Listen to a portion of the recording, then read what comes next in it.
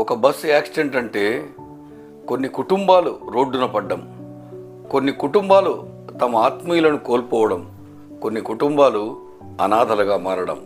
నిజమే, డ్రైవర్ ఉద్యోగం అనుక్షణం ఒత్తిడితో ఉంటుంది. ప్రతి క్షణం అప్రమత్తంగా ఉండాలి, నిర్లక్ష్యంగా ఉండకూడదు, తాగుడు ఉండకూడదు, మానసిక దృఢంగా ఉండాలి, ఫోన్లు చూడకూడదు. ఈ మధ్యకాలంలో డ్రైవర్ 90 కిలోమీటర్ల వేగంతో బస్సు నడుపుతూ బిగ్ బాస్ షోను చూస్తూ వెళ్తున్నాడు ఫోన్లో. ఇలాంటి నిర్లక్ష్య ధోరణికి కారణం ఏంటి? చాలామంది డ్రైవర్లకు, కండక్టర్లకు, మెకానిక్లకు ఈ మధ్యకాలంలోనే నేను శిక్షణ ఇవ్వడం జరిగింది.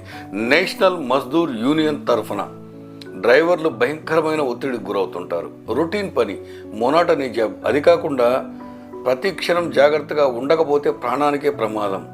ప్రాణాలు పరంగా పెట్టి చేసే ఉద్యోగాలు కొన్నే ఉంటాయి. సైనికులు, పోలీసులు, డ్రైవర్లు ఇలాంటి ఉద్యోగాలను గౌరవించాలి. వారి మానసిక స్థితిని మనం గమనించగలగాలి. చాలా యాక్సిడెంట్లకు మూల కారణం తన మూడు బాలేకపోవడం, కుటుంబ నేపథ్యం బాలేకపోవడం, ఇంట్లో గొడవ పడి రావడం. ఈ మధ్యకాలంలో విపరీతంగా జరుగుతున్న బస్ యాక్సిడెంట్లకు కారణం ఏంటి? ఆర్టీసీ డ్రైవర్ల నిర్లక్ష్యమా? వెహికల్స్ ఎక్కువగా పెరగడమా? ఎక్కువ వేగంతో వెళ్ళడమా?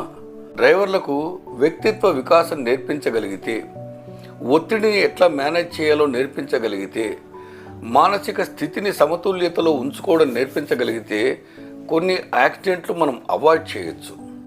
గత 5 నెలల నుంచి ఆర్టీసీ డ్రైవర్లకు శిక్షణ ఇవ్వాలి అనేసి చాలామంది అధికారులను కలిశాను. అది ప్రాసెస్లో ఉంది.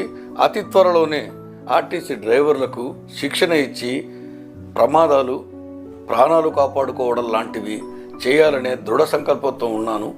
ఇలాంటి వాటికి ప్రజలు, అధికారులు, డ్రైవర్లు సహకరిస్తారని కోరుకుంటూ ప్రమాదాలు తగ్గిద్దాం, ప్రాణాలను కాపాడుకుందాం, అందమైన ఆనందకరమైన సమాజాలను, ఇళ్లను నిర్మించుకుందాం. Thank you.